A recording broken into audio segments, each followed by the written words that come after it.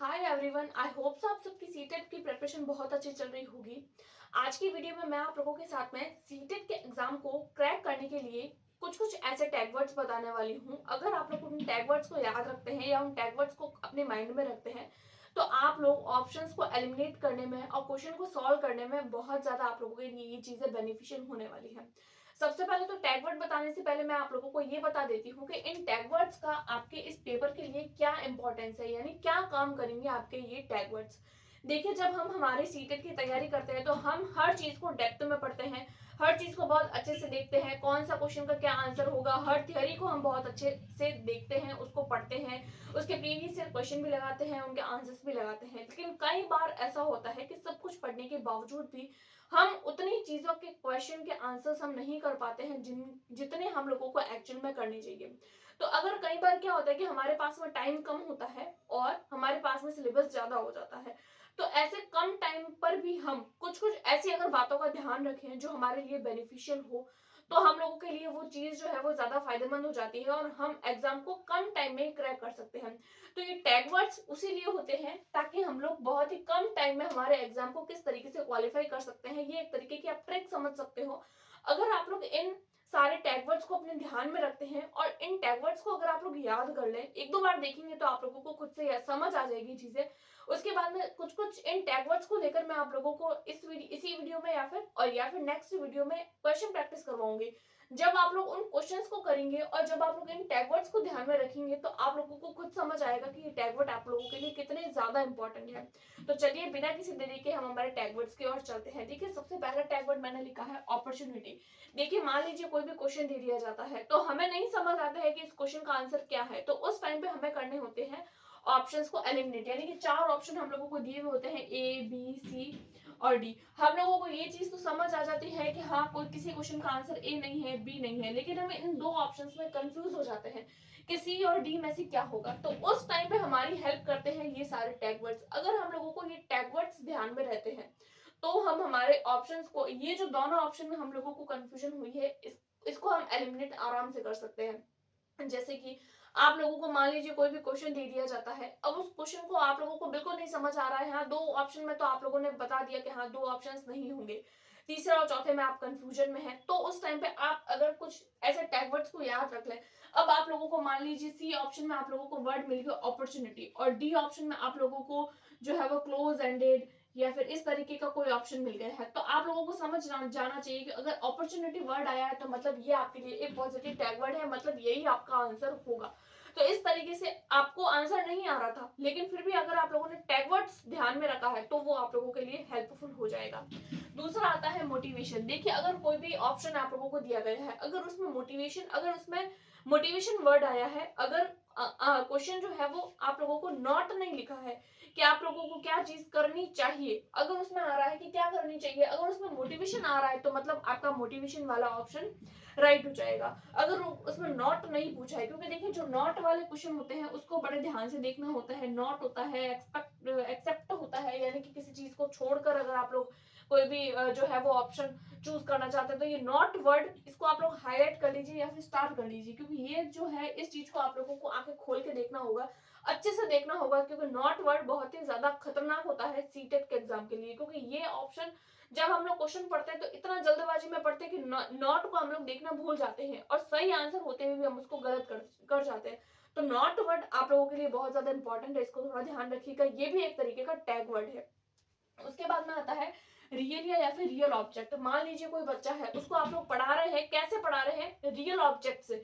मान लीजिए आप लोग जो है वो बच्चे को पढ़ा रहे हैं, एटीएम के बारे में पढ़ा रहे हैं, आप लोगों ने एटीएम का जो है वो फोटो दिखा दिया, आप लोगों ने उसकी जो है वो वीडियो दिखा दी, लेकिन आप लोगों ने अगर उस बच्चे को सच में, अगर आप लोग एटीएम जाकर एटीएम मशीन से किस तरीके से मनी ट्रांसफर करते हैं, हम लोग किस तरीके से पैसे निकालते हैं, किस तरीके से विड्रॉल करते हैं, वो सारी चीजें अगर आप लोग उस बच्चे को वहां जाकर बताएंगे तो वो बच्चे के लिए जो है वो ज्यादा इंपॉर्टेंट हो जाती है। उस चीज से वो बच्चा ज्यादा सीखेगा कि हाँ, बैंक से पैसे कैसे निकालते हैं, एटीएम से पैसे कैसे निकाले जाते हैं, तो वो चीज उसके लिए ज्यादा इंपॉर्टेंट हो जाएगी। तो रियल ऑब्जेक्ट या फिर रियल या और रियल ऑब्जेक्ट, देखिए इसमें से भी क्वेश्चन बहुत बार आता है, तो आप लोग इस वर्ड को ध्यान रखिएगा। उसके बाद में आता है क्रिएटिविटी। क्रिएटिविटी का मतलब होता है बच्चे को क्रिएटिव करना है, बच्चे को एक्टिव रखना है। अगर कोई भी ऐसा ऑप्शन जिसमें बच्चा एक्टिव है, बच्चा क्रिएटिविटी खुद कर रहा है, बच्चा खुद क्रिएटिव है, कुछ ना कुछ नया कर रहा है, कुछ तोड़ रहा है, कुछ नया बना रहा है, तो मतलब वो ऑप्शन आपका राइट हो जाएगा। अगला आता है चाइल्ड सेंटर्ड एजुकेशन। देखिए हम लोगों ने जो है वो एनसीएफ के बारे में पढ़ा होगा, या फिर एनसीएफ के बारे में जब हम लोग पढ़ते हैं तो हम लोगों को पता होता है कि चाइल्ड सेंटर्ड एजुकेशन की कितनी वैल्यू उसमें बताई गई है। यानी कि पहले की जो एजुकेशन थी वो टीचर सेंटर्ड होती थी, लेकिन आजकल चाइल्ड सेंटर्ड एजुकेशन की ज्यादा वैल्यू है। तो आप लोग ध्यान रखिएगा, एक ऐसा ऑप्शन जिसमें बच्चा बीच में है और टीचर अगर साइड में है, यानी फर्स्ट रोल जो है वो क्लासरूम के अंदर बच्चे का होना चाहिए, सेकंड रोल टीचर का होता है, उसके बाद में बुक्स का होता है, उसके बाद में स्कूल का होता है। तो यहाँ पे जो अगर बच्चा सेंटर में है, बच्चे के पर्सपेक्टिव में अगर सारी चीजें पॉजिटिव है, तो मतलब वो ऑप्शन आपका राइट हो जाएगा। इसके बाद में हम लोग देखते हैं हैबिट फॉर्मेशन। हैबिट फॉर्मेशन का मतलब होता है बच्चे के लिए किसी भी चीज की हैबिट बनाना जरूरी होता है। देखिए हैबिट फॉर्मेशन का मतलब ये नहीं है कि हम बच्चे को रूट मेमोराइज करवा रहे हैं, या फिर कोई भी बच्चे को जो है वो उसको याद करने के लिए बोल रहे हैं। देखिए मेमोराइज कराना, ये सारी चीजें जो होती है वो एक नेगेटिव टैग वर्ड है। हम लोग आज की वीडियो में सिर्फ पॉजिटिव टैग वर्ड्स देख रहे हैं। अगर आप लोग इन सारे वर्ड्स को ध्यान में रखेंगे तो आप लोगों को खुद समझ आएगा क्वेश्चन प्रैक्टिस करते टाइम कि आप लोगों के लिए कितनी ज्यादा बेनिफिशियल है। हैबिट फॉर्मेशन का मतलब होता है बच्चे की हैबिट बनानी है। जैसे कि बच्चा जो है वो सुबह स्कूल जाता है, वो अपना तैयार होता है, स्कूल जाता है, फिर उसको पता है कि हाँ 4 पीरियड लगेंगे, 5 पीरियड लगेंगे, उसके बाद में मेरा लंच होगा।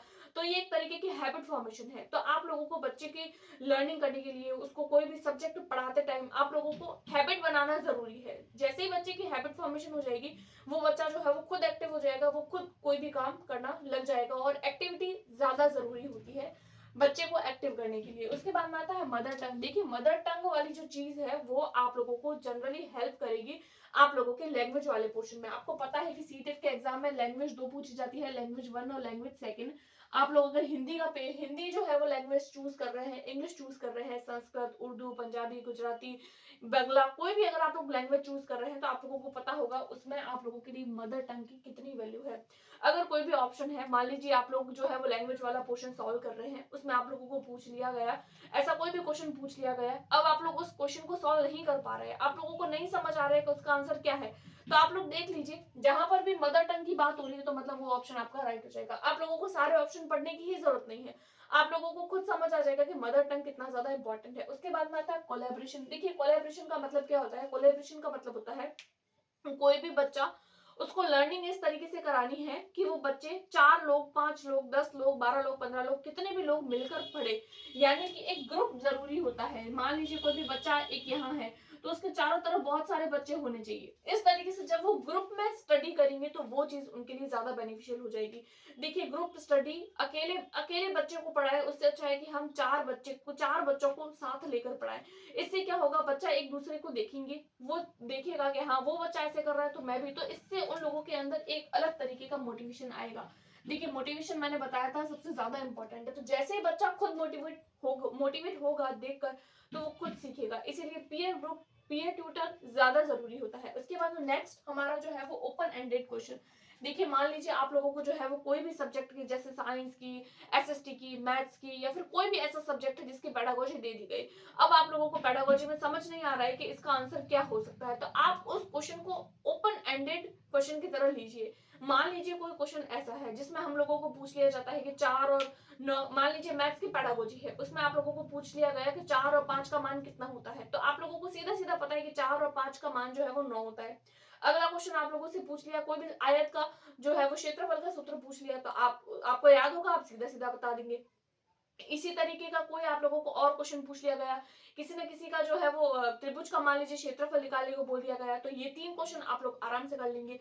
और चौथा क्वेश्चन आप लोगों से इस तरीके से पूछ लिया गया कि मान लीजिए आप जो है वो उत्तर दिशा की ओर बढ़ रहे हैं, फिर आप दाईं ओर जाते हैं, फिर आप 5 किलोमीटर पीछे की ओर जा रहे हैं, फिर आप लोग दाईं ओर जाकर और फिर 4 गली छोड़कर किसी बच्चे का घर है, तो अब आप बताइए कि उस नंबर पर कौन सा घर आएगा। तो इसमें क्या होगा, आपको अपना दिमाग लगाना पड़ेगा। ऐसा नहीं है कि आप ये रटी रटाई चीज कर लेंगे, इसमें आपको दिमाग लगाना पड़ेगा कि पहले मुझे उत्तर की ओर जाना है, फिर मुझे वहां जाना है, फिर मुझे 5 किलोमीटर और जाना है, फिर मुझे कुछ पीछे आना है। तो जब आप खुद अपना दिमाग लगा रहे हैं तो वो एक तरीके का ओपन एंडेड क्वेश्चन है, आपका खुद का माइंड उस चीज के लिए चलेगा। तो इस तरीके के क्वेश्चन भी अगर आ रहे हैं तो वो आप लोगों के लिए बेनिफिशियल होंगे। अगला हम लोग देखते हैं पीयर ट्यूटर। जैसे कि अभी मैंने बताया था कोलैबोरेशन या पीयर ट्यूटर, यानी कि बच्चे को बच्चे के साथ में पढ़ाना है, बच्चे को 4 बच्चों के बीच में बिठाकर ही आप लोगों को स्टडी करानी है। अगर इस तरीके से आप स्टडी करवाते हैं तो वो बच्चे के लिए और बच्चे की जो स्टडी होती है उसके लिए ज्यादा पॉजिटिव हो जाती है। तो इस तरीके से ये कुछ पॉजिटिव टैग वर्ड्स थे। अगर आप लोग इन टैग वर्ड्स को ध्यान में रखते हैं तो आप लोगों को खुद समझ आएगी कि आप कितने क्वेश्चन सॉल्व कर पा रहे हैं। इस वीडियो को डालने के बाद में मैं इसके बाद में जो है वह आप लोगों के साथ में पॉजिटिव और नेगेटिव टैग वर्ड्स को लेकर कुछ कुछ क्वेश्चंस डालूंगी। प्रीवियस ईयर क्वेश्चन होंगे, आप लोग इस वीडियो को देखने के बाद में प्रीवियस ईयर वाली वीडियो जरूर देखिएगा। अगर आप लोग उसको देखेंगे तो आपको खुद समझ आएगा कि आप खुद कितने क्वेश्चंस को सॉल्व कर पा रहे हैं। आई होप आपको ये वीडियो पसंद आई होगी। अगर आप लोगों को मेरी वीडियो पसंद आई तो प्लीज चैनल को लाइक करें, सब्सक्राइब करें, शेयर करें। और अगर आप लोगों की कोई भी क्वेरी है किसी भी टीचिंग एग्जाम को लेकर तो आप मुझे कमेंट करें, मैं हो सकेगा तो उसका आंसर करने की जरूर कोशिश करूंगी। मिलते हैं नेक्स्ट वीडियो में, तब तक के लिए टेक केयर, बाय बाय।